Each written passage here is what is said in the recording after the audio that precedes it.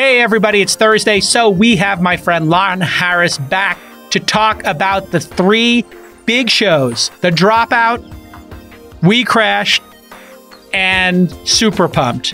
Lon, it's going to be an amazing episode. You're going to tell us what to think of these shows, and it will be very spoiler heavy. So stick with us. It's going to be an amazing episode.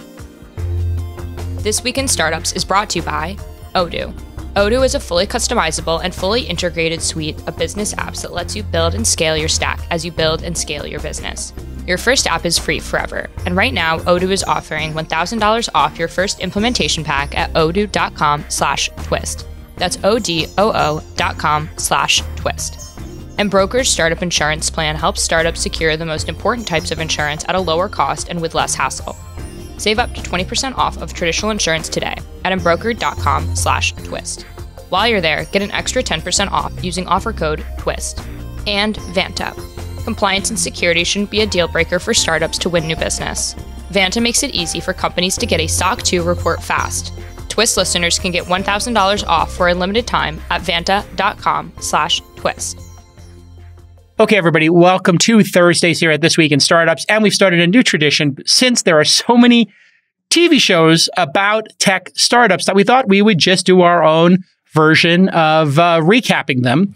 With me is Molly Wood, of course, my co-host here at This Week in Startups, and my pal Lon Harris, who writes the inside.com/streaming newsletter. He's a writer for Screen Junkies, and he's the host of Binge Boys. Welcome back to the program, Lon Harris. Thanks for having me, Jason. Great to be.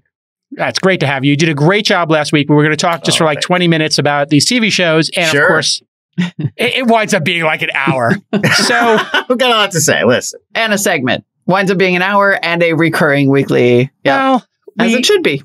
It should be. And we now have three shows that are on at this very moment, the same time. This feels like I went back in 10 years ago to this very podcast.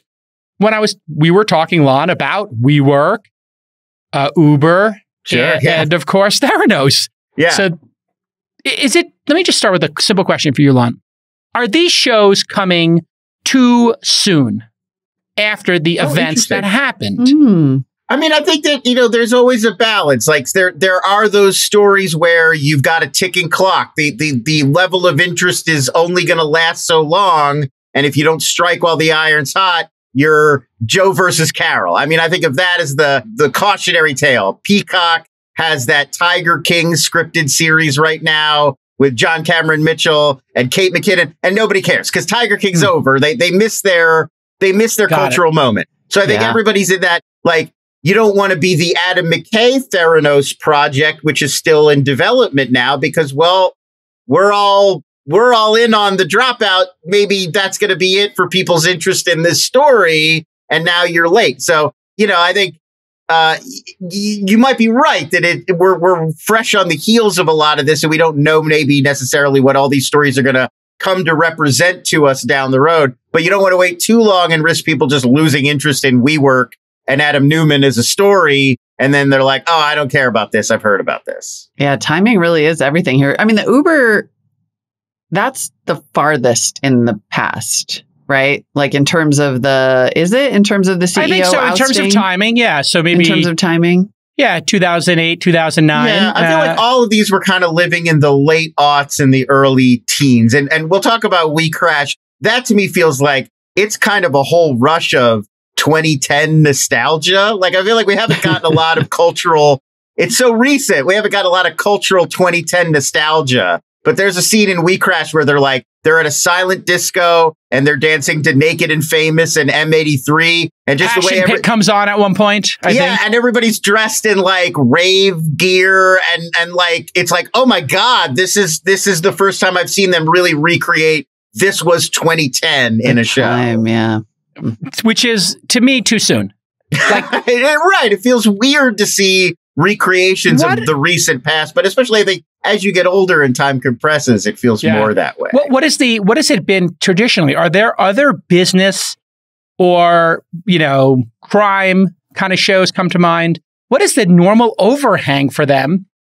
I'm curious because this is in a couple of years of the ending of the story. Because we're talking about a year or two after. If you think back to the TV movie era, it was like fresh on the heels, you know, like Amy Fisher would happen. And then the next year, every network has the Amy Fisher movie. Right. So we're almost like peak TV is taking more time and like.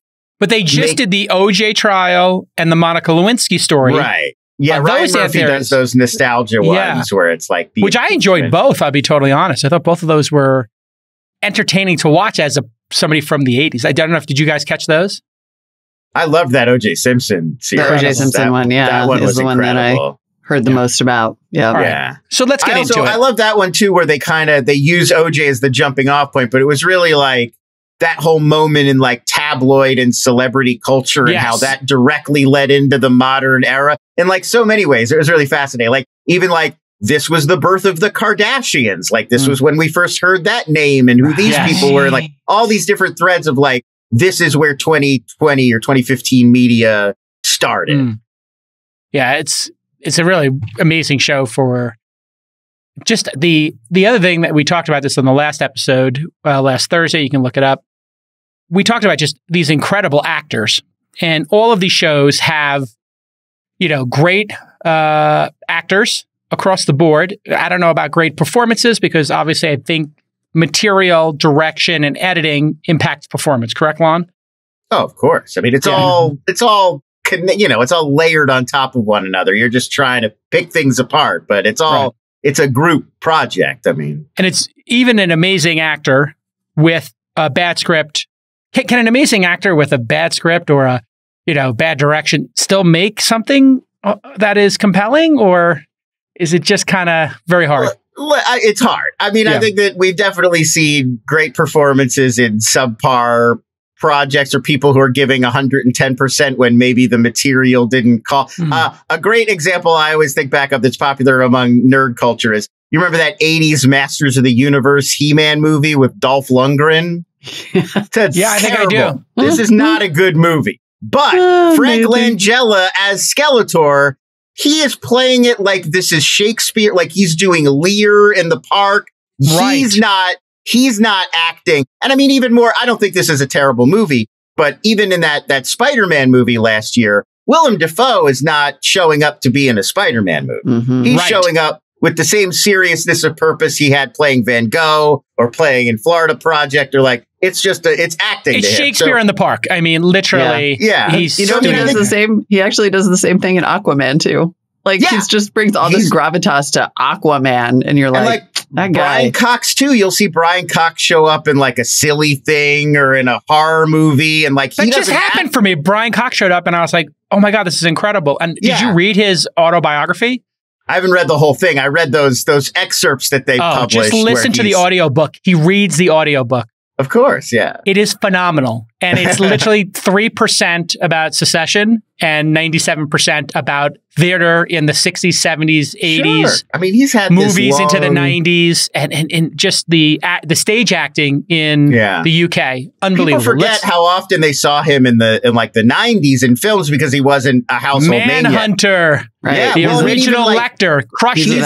He's the uncle who adopts young William Wallace and raises him in Braveheart. But like people don't remember that, like where they're like, he's got to teach him Latin, and like, that's Brian Cox, but he wasn't famous yet. So he's so good. Did you ever see Manhunter, Molly? No. Okay, so there was before Silence of the Lambs, they did Manhunter, and it is the most amazing. I think it's for me the best, or tied for best Hannibal Lecter. Well, it's director Michael Mann, and it's Michael Mann. Book. They redid it. It's Red Dragon, the novel. So Brett Ratner remade the movie years later with Ed Norton, but this was the original version with William Peterson. So and Brian good, Cox. So good. Okay, there's all your preamble. That took 10 minutes just for us to get warmed up. I mean, this is why we are living in the age of streaming. It wasn't Michael Mann's first movie. I saw that in the comments. I believe Michael Mann had already made a few films in Miami Vice. He was already coming off of Miami Vice. Right. I mean, the washed out scenes of, the detectives and just an incredible cast. If you haven't seen Manhunter, that's my gift to you. Listen, when you start scaling quickly, your company needs to be run professionally, and Odoo is the software that helps you maintain control of your fast-running business. Odoo's suite of business apps lets you run your entire company on one platform. This means you don't need to keep adding a bunch of different SaaS products and paying for them and logins and data. Everything you need is already in Odoo. All you have to do is turn it on when you're ready. Odoo has over 40 main apps and over 16,000 apps from their open source community. You know, stuff like sales, accounting, marketing automation, HR, website builders, and so much more. Plus, if you only need 2 or 3 apps to optimize your workflow, well, that's all you're going to pay for. Again, Odoo helps you streamline by running all your business apps on one platform. No more issues transferring data back and forth, and you'll have one customer support contact across all of your apps, not 20. So everything's going to run easier, and it's going to be more affordable. Your first app, always free. And Odoo is offering right now $1,000 credit on your first implementation pack. Well done, Odoo. Just go to odoo.com/twist to get that $1,000 off. That's odoo.com/twist. I love these $1,000 offers. Well done, Odoo. All right, there's 3 shows. I want to start with a classic, F, Marry, Kill. Yep. We have WeCrashed, we have The Dropout, and we have Super Pumped. Who are we going to kill? Molly? I mean, I don't think this is going to come as a surprise. I'm going to kill Super Pumped. Same for me, Lon.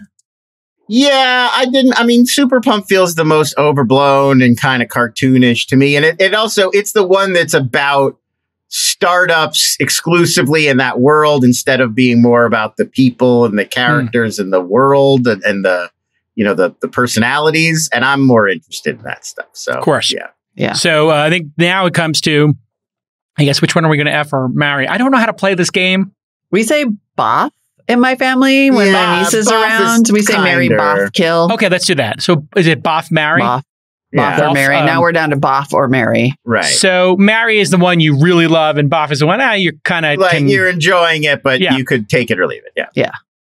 I think I'm gonna. I mean, this is tough because this is harder than I thought it was. I'm going polygamy. I'm marrying both.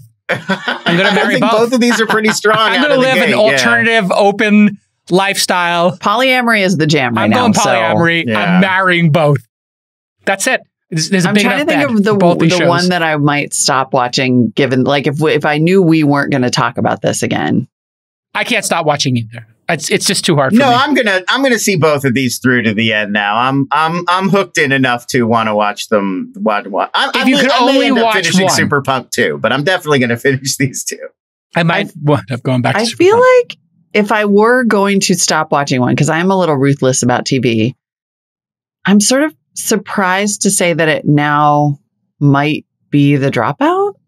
It could just because it's farther along in the story, right? That's all the way up to 5 episodes, farther along in the story. Now I know how it's going to play out. We've had a big emotion, you know, like the big thing. And she's I don't had want to her spoil it completely. Yeah. She's all the way transformed. It might be like a little less interesting to see the kind of the crash from here, but WeWork is still building. And also the 2 of them together are so, like, it's just so compelling. I think one of the rewatchableness of the shows is also a factor in the marrying, if I'm correct. So if it is rewatchable, which one is more rewatchable? For me, I'm thinking, I mean, this is a hard one too, because I am so drawn to the Balwani character with Elizabeth Holmes. Like he started to really come into his own.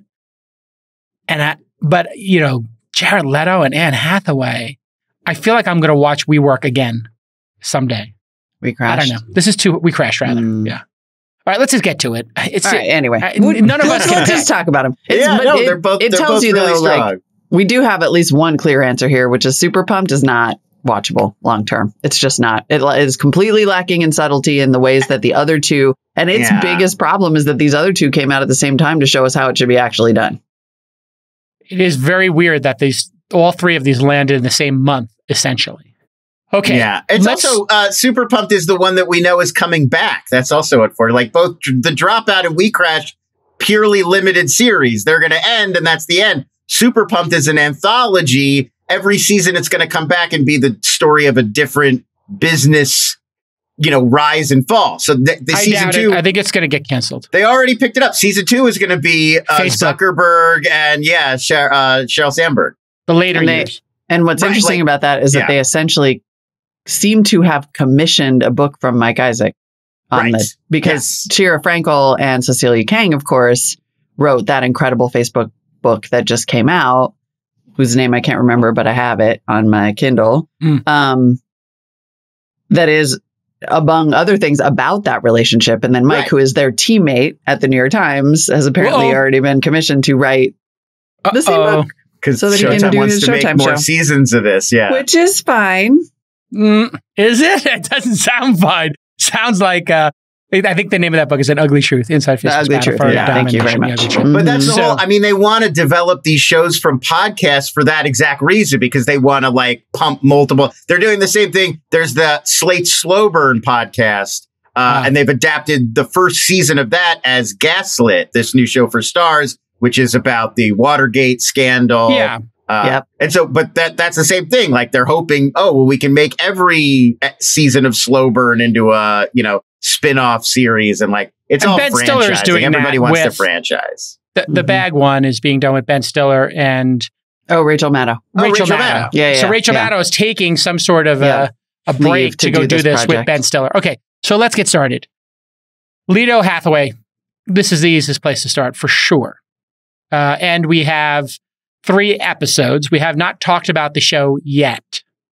Well, Nick is doing what my son did right now, by the way, which is be like, I can't believe you called him Leto. It is Leto. I'm sorry, Jared Leto. And I was like, did everybody know this to that extent? He was so adamant about it, but apparently we're all supposed to know it's Leto. Duke Leto is Dune. Jared Leto is Leto. Like as an H. Leto. I knew that. Anyway, sorry, I'm just a little tired. All right, so where do we start with this? I mean, I watched these.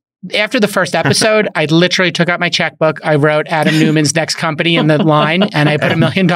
And I just left the date field open and signed it. And I just put it on my poster board because I was like, I'm not joking. I mean, watching his relentlessness to make something out of nothing, to me was, I fell in love with Adam Newman.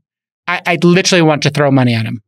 I so totally thought when he first started talking and he shows up and he's so made up and he's got the accent, and I was like, this is going to be another cartoon and it's just going to be cringe-a-rama ding-dong. Yeah. And I did what I always did when I'm trying to avoid full attention. I pulled out my knitting. I was like, ugh. And then 5 minutes later, I put it down and was like, what's that guy selling? It is phenomenal. And as it goes on, I feel like in that first episode, I actually felt the startup thrill. As they're built, I was just like, I had goosebumps. I was all excited about it. I am completely buying these characters. Anne Hathaway's character is just, they're both, she's sort of more awful than he actually ends up seeming. He doesn't even seem that awful. I'm totally with you. I'm just I'm buying what these people are selling. They're doing it. They're phenomenal performances. Yeah, I think Jared Leto, he gets a lot of crap, and I think that he's often miscast or misused, like that Gucci movie. I don't even know what to make of what he's doing. It's a crazy performance. He's doing this wild accent. It doesn't seem remotely realistic.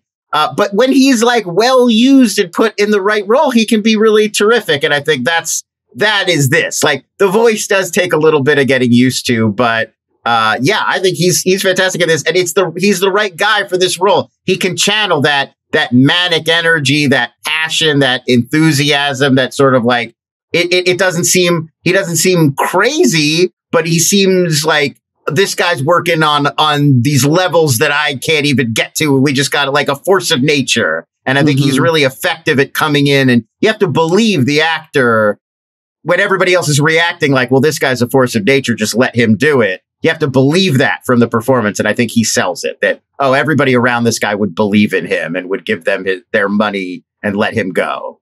Which means we have to talk about Anne Hathaway next. She gives, I don't know if this is the best, I don't know her whole career, but this to me seems like a peak performance for her.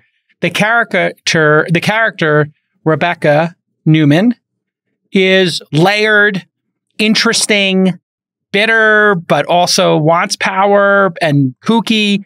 I feel like I've met this person before in my life. Yeah. But I could also see people not liking this performance because it could seem stereotypical of a wacky yoga person. What did you think of Rebekah Neumann over this 3-episode arc? I mean, you live in Los Angeles, you meet a lot of variations of this person, and I'm like, you could tell I think that it's a pretty lived in natural performance, because right away I was reminded of the people that I knew who were like that. Like, oh, I get exactly what type of person Rebekah, at that point, Rebekah Paltrow. I didn't know that, by the way, before this show. Oh, I had really? not read up enough on WeWork to know about the Paltrow family. Oh, I knew about that. Yeah. So that's a fun thing that they play around with a lot. That Rebekah Neumann's father is Bob Paltrow, the brother of Bruce Paltrow, who is the father of actress Gwyneth Paltrow. So it's her cousin. Her first cousin. Yeah. And like that, they play that. I don't know if this is realistic or not, but they play this as this has been a thing her whole life. And she's felt like she's in the shadow of this international superstar, Gwyneth because Paltrow. She's also an actor.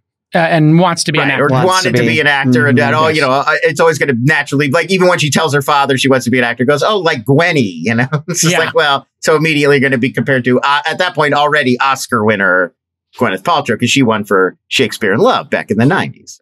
Yes. I mean, I thought that when I saw the previews that seemed to rely heavily on their relationship and like what kind of person she was and does she have any depth and what are her goals and dreams and her crying about it and stuff. I keep going back to like, I thought this was going to be a caricature of both of them. Yeah. Because I think of both of them as caricatures in the real world. And now this show has come along and made them these very big characters, right? It's not trying to tone them down in the slightest, but it's made them big and also real. Yeah. And I think that's really an accomplishment. It's a really hard needle to thread that it doesn't. WeCrashed, they've got the craziest antics. Like I think you could argue Elizabeth Holmes may be the largest fraud, but it's hard to make the case that story is just a zanier, bigger scale story than WeWork. And they had all this material, and yet they managed to still find the humanity in it. And not only from Adam and Rebekah, there's a great sequence right at the end of the 3rd episode, Summer Camp, of WeCrashed, where you're just following a lot of that story. You follow from the head of comms. It's like a bottle episode. It's all happening at this event, and there's this journalist there, and all of these sort of scandalous things are happening that the journalist is writing about. They keep telling the director of comms, you got to take care of this. And then by the end of the episode, we've sort of been following it from her perspective. And it's a dialogue free scene, but just of her leaving and getting into a lift and taking off from the summer camp. And it's really potent how they sort of drive that home. They do it as well from the perspective of like a young WeWork employee. I don't even think you learn her name, but you're just like track enough of her POV through the weeks or months that she's working there to get a sense of all these different perspectives. And it's really well done. It's and clever. they find the real human stories underneath all this craziness that was happening. All right, I want to quickly explain to you one crucial type of insurance that every startup needs to have, and you need to know about it. It's called cyber insurance, and obviously this covers hacks, which are happening constantly. You may not hear about them all the time because people like to keep them quiet and resolve them well. In these crazy times, you need to be protected, and you need to have cyber insurance. If you don't have business insurance, let's face it, you failed one of the first steps of being a proper CEO and founder, especially of a company backed by investors. So, startups should look no further than our friends over at Embroker. They have technology to save you time and money. Their prices are up to 20% lower, and they'll give you better coverage than the incumbents. You go from sign up to quote and purchase in just 10 minutes. And when you work with Embroker instead of those slow incumbents, you're not dealing with these large lumbering corporations. Nope, your sign up takes days, not weeks, and the process is completely transparent. There's no opaque pricing. There's no wasted time. It's just easy peasy lemon squeezy. So to instantly buy custom-built insurance for your startup, go to embroker.com/twist. And while you're there, you're going to get an extra 10% off by using the offer code TWIST, embroker.com/twist, and get that extra 10% off by using the offer code TWIST, and that lets them know you listen to them on the show. All right. Great job, Embroker. I thought that was a very powerful moment too as well. This young woman comes, it's ostensibly her first job, or, you know, she's very early in her career. Right. And all of a sudden she's indoctrinated to doing shots constantly. And then she's got a romantic relationship at work, and they're having sex in the closet, and it's called the something closet. I can't remember. The F closet. The F closet. And all of a sudden you're just like, We're calling it the Boff closet. We're going The to the Boff Boff closet. And you're just like, yeah. oh my God, that's going to stick. And, of course, this comes to a head with, millennials and Rebekah basically saying she's dedicated and women should be dedicated to their husbands and be the women behind the men. And her, character now becomes an equally driving force in this story, which I think is absolutely the case, that she was an integral part of WeWork because Adam Neumann is driven because of this woman's love, pressure, mentorship, whatever weird deranged thing they have going on in that marriage. And it harkened back to another film, which I want to see if Lon can guess, where a mercurial guy wants to create something in the world, and there is a woman behind him who is kind of whispering in his ear, isn't that all of them? Okay, it's a Paul Thomas Anderson film. Oh, okay. I thought you were just playing directly into Macbeth there. No. Which would be... you remember Amy Adams? Oh, sure, in The Master. You're thinking of The Master, yes, with her and Lawrence Dodd and how she's kind of the brains behind this, what was supposed to be sort of Scientology. Hoffman's amazing performance of essentially L. Ron Hubbard. They don't say it explicitly because I guess they didn't want to get sued. Right, that's P.T. Anderson's thing. He does it in Licorice Pizza, too. There's a lot. He calls him Jack Holden, but it's supposed to be William Holden. So in The Master, she is driving him to create Scientology, and it's their marriage and sex and drive. And there's even the scene in WeWork. I don't want to get graphic here, but it's a little much, that scene. There's a scene where she's like, you're the guy, tell me you're the guy. And she's kind of performing an act and sexual act and trying to get him pumped up. And it's like, whoa. Yeah. That's exact same scene is in The Master. Do you remember that, Lon? I do. And did they not, when a writer does something like that, number one, how do they know that existed? That must be something that was made by the writers. Because that was an intimate moment between the two of them. That feels like a detail that you would just add in as a writer. There's no way nobody was in the room with them at the time to know that was happening. Nick can confirm, but I don't think that was in the book. Yeah, so I'm like, how would they ever know that moment? Feels like a very writerly detail. That's a dramatization situation. Because you're kind of trying to, how do you express that? That's like an abstract kind of idea to try to get across in your writing that, this guy, she is kind of the power behind this. She's speaking through him in some ways. And in some ways because of, as a woman, she probably couldn't raise this kind of money, or she might not have felt like she was in a position to start her own company. And so she's sort of doing this work through him. But how do you show that? How do you, in a scene, pack that into drama? That's exactly what I was thinking the writers were doing. But does a writer know that people who've seen The Master are going to put those two things together and it's an Easter egg? Or do you think they wrote it as an inside reference, or they just didn't know? How could you not know in a writer's room? I think whoever wrote that episode of WeCrashed has probably seen The Master. And that's not that's a trope. Right. I mean, I think we've seen that in other a woman sort of getting what she wants or motivating or getting her message across to a man by using sexuality is not that's not PTA didn't come up with that. Yeah, so I think that that's a trope that it gets filtered through in a lot of different ways. And I think if you want to show that she's in some ways maybe a little smarter than him, or at least savvier than him, much smarter, and she knows how to get this guy to do what she wants, or she knows how to work him, and that's one of her strategies. She's like a Svengali in the same way. Svengali, what's his name is Balwani is in. Well, or he starts as. Yes, right. And I was going to draw that same comparison though, because both Balwani and Rebekah are portrayed as people who are sort of without their own direction.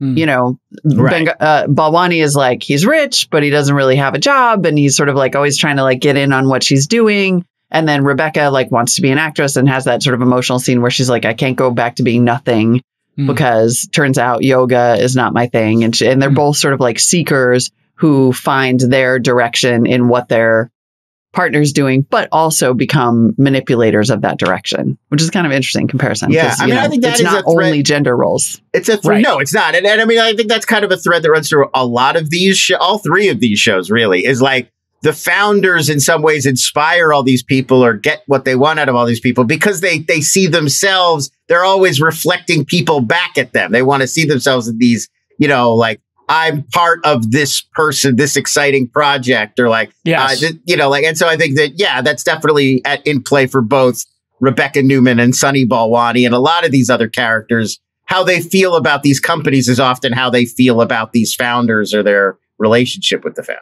Right. And neither of them are normal in their own right either, Balwani or Rebekah Neumann. You know, it's like they've obviously got their own massive issues. But they do a good job of giving them a little bit. I feel like Balwani is out of nuance by episode 5 of The Dropout. And maybe that's one of the reasons why I'm sort of like, okay, like I know where this is going to go and like it's fine.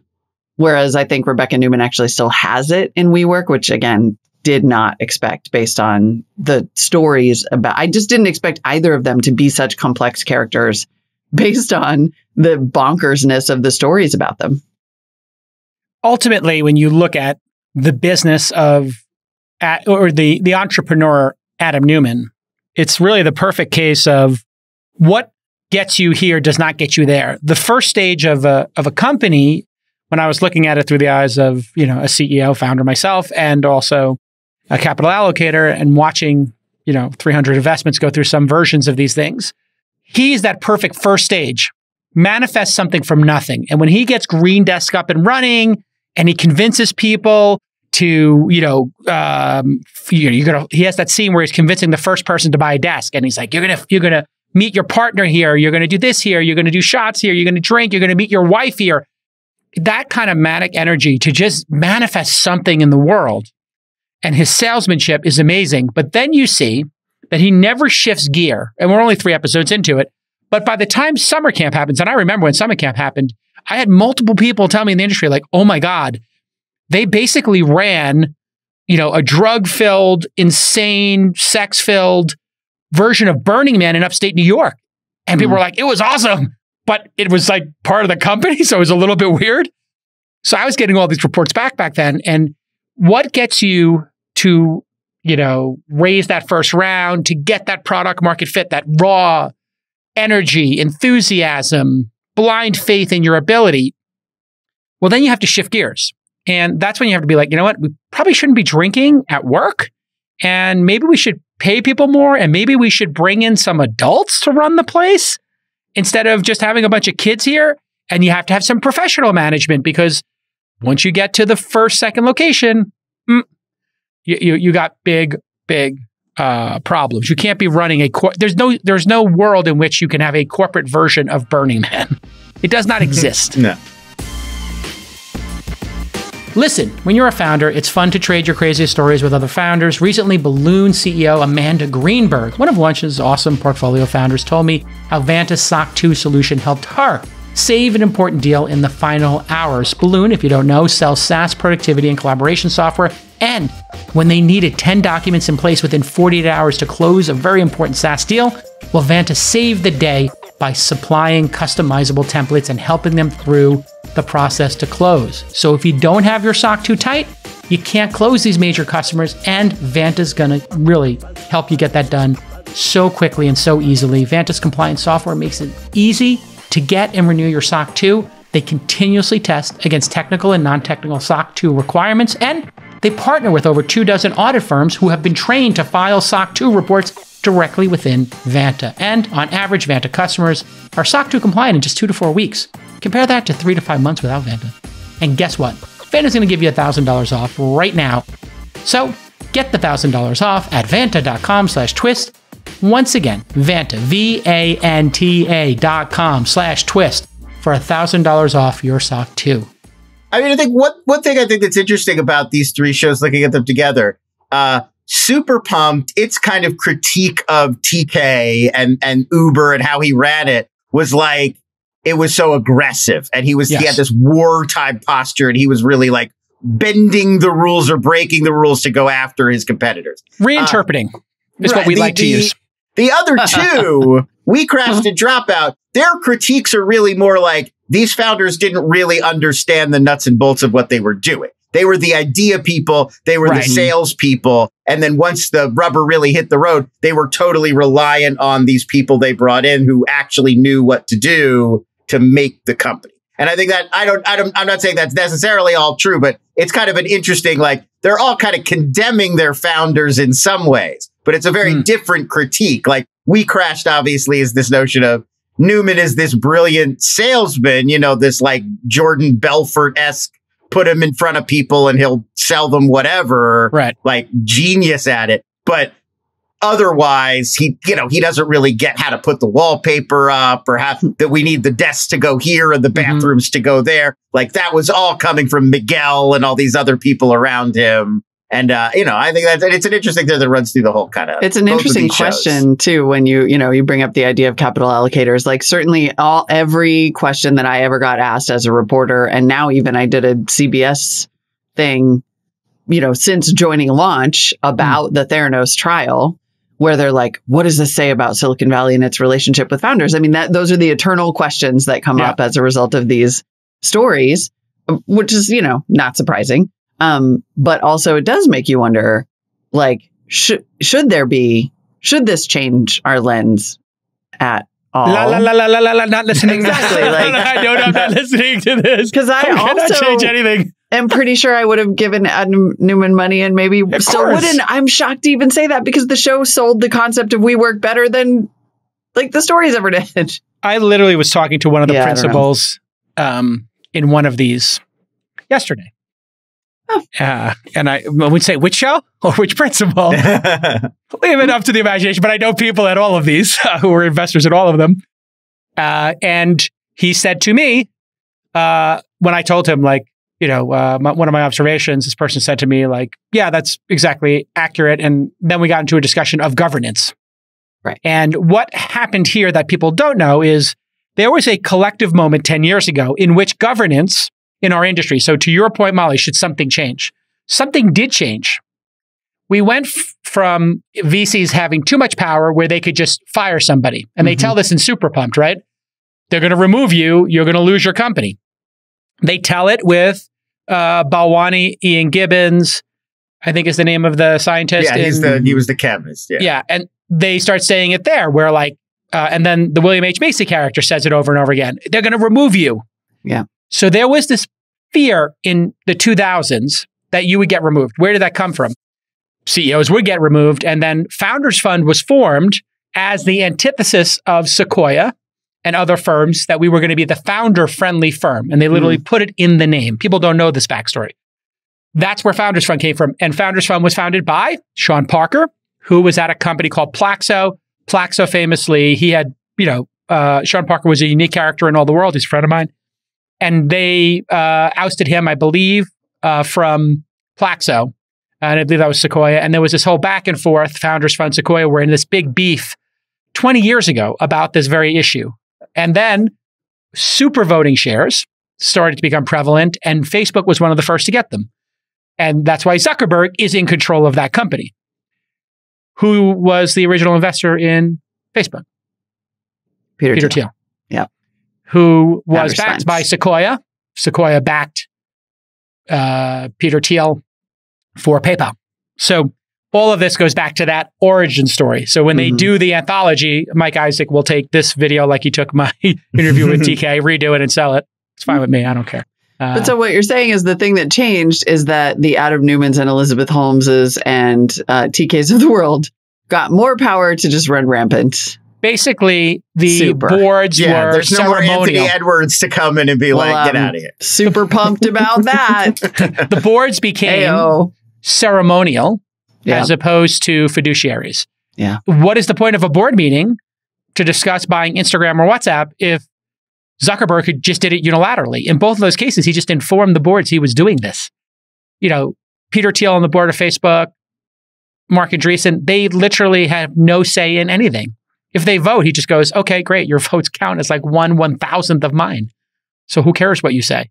They became ceremonial. And that's what we're seeing in this moment over the last 10 years is founders maybe having too much control, and what happens when a founder who has no experience, like Elizabeth Holmes, or is unqualified to run an at-scale operational business like Adam Neumann, or is super aggressive and wants to win very badly and is highly effective, TK. We're looking at those three different scenarios of founders. They're not the same founder. Yeah. You know, like two of them are unqualified. One of them's hyper qualified, you know, but this is what happens when there's no reins or checks and balances. And that's what, you know, we've talked about a lot on VC Sunday School, Molly. It's like, why do these boards exist and what is good at governance? And I'm sure we'll talk about it more in relation to all this, but this is why governance is becoming more important, especially when people put a lot of money behind people with less experience. It is really interesting, though, because what you're describing is that we had these experiences with these three founders. Yep. And many more, countless people others. were harmed, or people lost a lot of money, or, you know, businesses had to change dramatically. Or made a lot of money. And that our response, or both, right? Yeah. All those things are true all at the same time. And so making a lot of money is excusing a lot of these sins. But what you're saying is, like, now we're in a situation where as that was happening, then founders got a whole bunch more power. So probably it's just going to happen all over again. Well, that was, I would say that was peak on some level. That was peak right? giving away of power. Yeah. And now I think what we'll see is some return to normalcy. Right, I think we'll see the pendulum kind of maybe go back to the middle a little bit. And maybe it will never be as crazy as it was with VCs being able to just boost founders who own 5 or 10%. And founders felt like they were, you know, there at the behest of whatever the VCs wanted. But I don't think it's going to be founders can do whatever they want and the board is ceremonial. So we'll start to see a little bit of that. Is this crypto and Web3 next? I mean, in 2028, 100%. Are we watching the shows about, like, the Bored Ape rise and fall, and like that's what's coming down the road? Yeah, and those will be 100 times more insane because those people will all be going Vegas party blowout sequences. No, it'd be more like money laundering and you know, people from terrorist organizations or organized crime buying these things, flipping stuff. It's, you know, it's going to be start developing Chinese government, Russian government money, dark money pools, and all that kind of gnarly stuff. Because when you run money as the operating system of these things and it's dark money, you know, all kinds of a whole nother level of things happens that doesn't exist here. That NFT series is going to have to go to Showtime. You're not even going to be able to put that on regular TV. Up. Somebody picked up a version of this, I thought, with that Silk Road book that Nick Bilton. Yeah, that's I think optioned. Yeah, well, that you could I could see that, like the early, you know, like the dark web stuff and like how that sort of that's its own kind of story. I just feel like, to me, this feels like the current era of tech that's going to inspire the shows in 10 years is all going to be 100%. In the crypto and then that's going to that is going to fall into the super pumped category of storytelling, where it's a little bit tricky because it probably won't be that. I mean, there are some personalities here, don't get me wrong. Like AirPods. Well, my AirPods. We got to wrap on the Dropout. Let's wrap on the episode 5, Flower of Life. I'll just read the description. With the Walgreens deadline looming, Elizabeth and Sunny scramble to find solutions to their technology failures. Ian is drawn into Elizabeth's lawsuit against Richard. Felt like another great episode to me. I was riveted by the whole thing. What did you guys think? Yeah, I think Stephen Fry gets his. I think obviously Amanda Seyfried, fantastic, killing it. Watching her sort of development over the course of the series. I also feel like Stephen Fry is doing incredible work here. I feel like he's getting his supporting actor Emmy nod for this. I mean, he's got to. He has absolutely got to. Yeah, he was really fantastic. It felt to me like this episode is like the emotional climax. I don't want to give too much away for people who haven't seen it. For anybody who's listening now, and I'm going to give a little warning at the top of the show, spoiler heavy, we're going to talk about everything when we do these. So you can save the show and come back to it after you watch the episode. But yes, you can talk about everything. Okay. All right. Well, it is the emotional climax, and it is the part where like some avoidance comes in because, you know, if you are familiar with this story, you know that this person died in real life. He kills himself. He kills himself. And the show, you know, more even than like the books have danced around it. Some of the legal cases have danced around it. The show like draws a 1-to-1. Like Theranos killed this guy. And the pressure of the lawsuit. Intense. Yeah. Knowing that, well, he would either have, if he testified, Theranos would come after him for violating his NDA, But if he didn't, he would be perjuring himself. He felt like he was completely trapped in this sort of situation. And I don't think he was trapped in this situation. When I was thinking through it, I was like, I don't think this is the end of his career if he testified against them, because he would be forced to do so. And I think he would find another job. So I felt that was a little unbelievable and a bit of a construct. And that's why I think like maybe we don't know exactly what happened. And maybe the show is making a jump that maybe the reason other people weren't willing to make the jump of the 1-to-1, Molly, that Elizabeth killed him by these lawsuits is because they don't actually know. And that maybe the person did have an alcohol problem. It's unclear, but the show makes it 1-to-1 cause and effect. If not for these lawsuits, which are based upon Elizabeth lying on the patents, he would not have felt the pressure, and they build it up. Yeah, and to be clear, that's all I'm like, I was surprised at the degree to which the show was like, this is the deal. Like, this is the progression, and it's incontrovertible. They're making it a narrative. Like, this is over time. This is what drove him to this point. Exactly. Yeah. And then at that point, I think because it's the emotional climax and this happens and they have made this narrative so plain, this is also the episode in which all of your sympathy, all of your sense of nuance that you might have built up about Sonny and Elizabeth is like gone. Yes.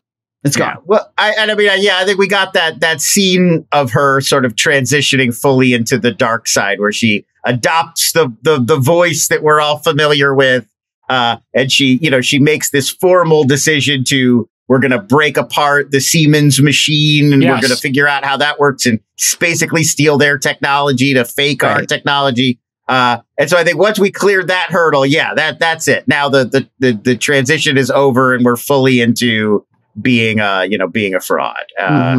So which is exactly, by the way, from my understanding of it, and I've had John Carreyrou on this program early on, and the John Carreyrou Wall Street Journal investigative journalist shows up in this episode, and he's great as well. And I thought that was played perfectly. I'm not sure by who, but it was very well done. And that is really, I think that the next part of this is the unraveling of it. So this is kind of the peak of Elizabeth's story in terms of turning to the dark side. Balwani being kind of her, the emperor in this, kind of pushing her along to do this. Where he's like, I already broke the machine open. I did it already. He's like, you're halfway there. Thanks for the permission. Preceded your fraud. I do think one thing that's interesting that they're doing very specifically in the show is they're showing her how influenced, how malleable Elizabeth Holmes was, and how easily manipulated she was by older people in her life that she looked up to. Not only Sonny, but there's that crucial scene with her mom, where she's basically floating the idea of, I want to quit. I don't want to do this anymore. I can't do it. And her mom is like, no, you have to. And basically like, I won't be proud of you anymore if you stop doing this. And so, it's interesting. They keep drawing those parallels to like, she kind of saw that she was going too far, but she was listening to all of these mentors or all of these authority figures, or what she saw as authority figures in her life. And there is a way to see that sympathetically, right? Because you're like, she is sort of pushed around by these people, or what you realize is how freaking young she is. Right. That's like, I think that's what they're kind of driving home in those moments. Exactly. Like she's a person in her early 20s. This is her first real job. Yeah. She didn't even finish, she barely went through any college, any of the part where you just like even have the moment of like moldy dishes in the sink and you're like, oh, wow, I really have to get my shit together, right? She doesn't have any of that development. Right. She clearly has these parents. And this is why I love the kind of recurring character of the mom and how awful she is. Yeah, Elizabeth Marvel is the mom, and she's doing a great job. She's doing a great job. And you can sort of see why this girl would be like, oh, I got nothing without the approval of these people. Basically, she floats the idea of leaving the mob. She floats the idea of leaving the Jedi Order, or leaving the galaxy and just, going and being a hermit somewhere. And people are like, no, that's not possible. Balwani's like, what do you mean? Like, we just quit? Like, no. She's like, literally basically like, we should just shut down Theranos, 150 million in. Yeah. I don't know if that actually happened or not, but I thought that was a nice editorial flair or device that she actually looked for a way out. And I was like, you know what? I'm in too deep. I do think, to Molly's point, I think that's an attempt to keep some shred of humanity, so we can keep viewing her as like, she's not a monster. She wasn't out here trying to kill people. Right. She just felt trapped. Like this kept snowballing, almost like a character in like a film noir. Like you tell one lie, or you double indemnity. You know, one lie turns into two lies, and now all of a sudden you're buried, and you have to keep digging yourself in deeper, and there's no way out. Yeah, it is a fantastic episode, I think. But I'm wondering if this is the peak of the show or not, because I guess it's going to end with the trial and the guilty, right? And then they will have there should be a follow-up to this in 5 or 10 years when we see what happens. And then what I'm wondering about with all these anthology shows is the crossover. And I realize this has universe potential because in WeWork, when the lift shows up to pick her up, I the did think about comms that person, too. I was like, okay, so now we go to the Lyft founder story and we cut to like the founding of Lyft. Or like Bill Gurley, and Benchmark were all, well, not Bill Gurley, but Benchmark was also an investor in WeWork. So you could start to see these stories cross over, which is what I think the Brian Koppelman anthology, Mike Isaacson story is going to try to do, is when they tell the Facebook story, they could have a meeting. They could have those people show up. I think that's the smart way to do it. They probably will try to have some kind of crossover or keep it consistent in some way. Listen, like, I'm not trying to be a jerk, but they're going to need new writers if they want to try to achieve the subtlety of a multiverse within this Showtime situation currently. I just want to see absolutely. There's a famous story of Adam Newman pitching Elon about WeWork on Mars. And if that makes it into the show, that'll be next level. But what I want to see is I don't Rebekah. know if I've seen the casting note. I don't know if they cast an Elon. I asked Miguel McKelvey about that, actually. Like, he was giving me the sort of We Everywhere pitch.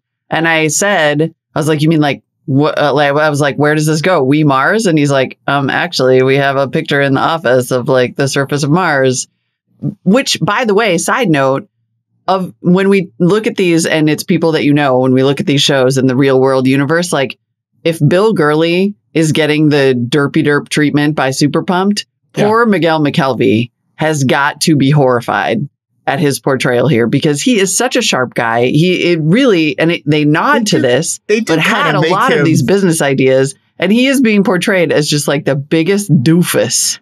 Yeah, just like, I do think that's interesting. He's such like a follower. Like when they first introduced that character, you don't think this is going to be the co-founder of WeWork. It's kind of just like this doofus that he sort of like keeps around to do the hard stuff. Yeah. Or menial stuff, whatever it is. Yeah. It did not feel on track.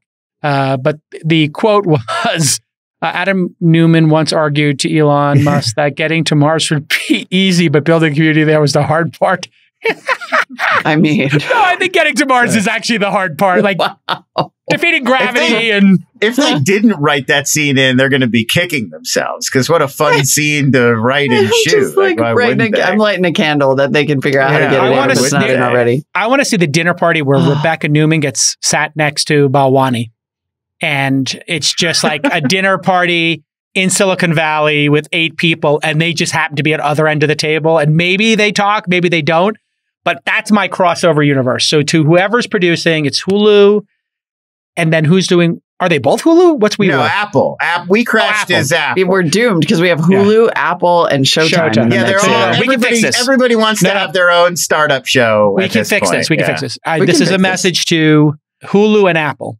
You have to, like Marvel and DC would do every 10 years, like a little crossover comic book where they'd have different universes collide in a what if kind of scenario. You have to collide these shows. You have to, because they're so well done. Jared Leto. Yeah. And Amanda Seyfried. Like, I want to see that. Oh my Lord. If they met, just have them meet at a cocktail party and have a 15-minute conversation, the whole thing would blow up. So somebody clip this message and send to whoever's running Apple TV. And then one of you people from CAA or Endeavor CC the person. It's so easy to do the post-credit, like the Nick Fury post-credit scenes. Yes, you just make a stinger. Where it's like the next VC and they're in their office and they're like, WeWork, set up a meeting. And then they're like, oh, who was that? Everyone doesn't guess which VC. Was that Benchmark or was that Sequoia? It's true because Benchmark shows up. Antonio's Nut House and the Robin Hood guys pitched me as a stinger. Yeah. My God. Tell me again what happens with Robin Hood. You give the trades for free? Next scene. Yeah, or it's just Let's end on this. The best scene from each of these two shows up to date, or, from the last episodes. The best scene for you. We had the summer camp episode. Okay, be for any of the three, but any of the three WeCrashed, and then from the Dropout, the last episode, number 5, the Walgreens episode. What is the best moment or scene for you? I'll kick us off. For me, in the Dropout, the scene where Elizabeth Holmes puts the mask of herself on and they start dancing when they get back to their apartment, right, was the most deranged serial killer thing I've seen on television in a long time. I was just like, keep that woman away from any control or power of anything ever again. Like, do not let her near a steering wheel. Do not let her near like the cockpit of a plane. Like, she will crash whatever you put her in front of. And like, that mask was so weird looking that I literally felt like a cold chill, like Hannibal Lecter type moment. What moment do you guys have? Just a great moment. There's a great opening of one of the episodes of WeCrashed. I think it's episode 3. I'm pretty sure it's the most recent one. And they're playing, it's MGMT's Fated to Pretend is the needle drop on the soundtrack. Again, we're in pure early teens nostalgia territory. And it's just, we're following this young woman and it's her first days of work. And she's hearing Adam Newman on, they have these, TGI Monday parties where thank God it's Monday because they're celebrating the work week and they're drinking and you just cut and it's very cinematic. You're cutting from taking shots. She's making out with dudes in this closet. She's at her desk falling asleep. Newman's firing t-shirt cannons. It's really well done. And it's so quickly. And I've been in startup scenarios like that and rooms like that in my day. And it really does capture that really frothy early enthusiasm when it feels like when you say working. Rooms, do you mean closets or just rooms? I mean a variety, a variety of spaces, warehouse type open office spaces. Let's just leave it at that. But it really captures it and how quickly this can spiral out of control. If there's that was what that scene did. Yes, it showed the escalation. If there's nobody at the helm and how if you're just focused on scale and excitement and community and not any of the responsibility stuff, how this spirals so quickly out of control. And I thought in one sequence to just pack it all in. And I feel like by the end, you kind of get what's wrong with WeWork so that later when Rebekah Neumann's in this tent and she's being confronted, it doesn't feel like these complaints are coming out of nowhere to us. We're like, oh, of course we've seen how this went. Molly, bad. what's your favorite scene as we wrap up? Yeah, you know what? I'm a little bummed because I agree. I thought that was so well done in terms of showing the impact of what he was building, right? So like up to that moment, we've had these, and there were a million incredible, I mean, obviously, of course, the scene when he comes and defends her to the yoga teacher and you're like, that's the moment where he goes from sort of cartoon to badass. Like you see his sort of badass potential in that moment. Like, oh, okay, he actually is not a joke. He is a person who can be taken seriously and has good business instincts. But I loved the broadening of the story in that exact moment through the eyes of that employee, where you're just like, this has an impact on other people. Yes. And now we see the impact on those other people in such a real, visceral, and also just cool TV kind of way. Totally with you. I will also add in episode 2, Anne Hathaway is called on to do what's got to be a tough thing for a good actor, which is to give a very bad acting performance in a Chekhov play where she's doing this ridiculous Russian accent. And it's occasional reminders that Anne Hathaway is actually very funny and became famous for doing comedies first before she was famous as a dramatic actor. I mean, that whole hilarious subplot of her getting this movie, or this theater director in there promising the space, flaming out, being humiliated, and then being like, I guess we just won't be able to use the space anymore. It's just sort of there's just good happening in that show. Well, this peak narcissism, that moment, right? Like her narcissism comes through along with his, and narcissism, confidence, fake it till you make it is one of the aspects of startups that, you do have to contend with. For me, in the WeCrashed, the best moment, or another best moment, because I do think the montage, the points you guys point out were great too.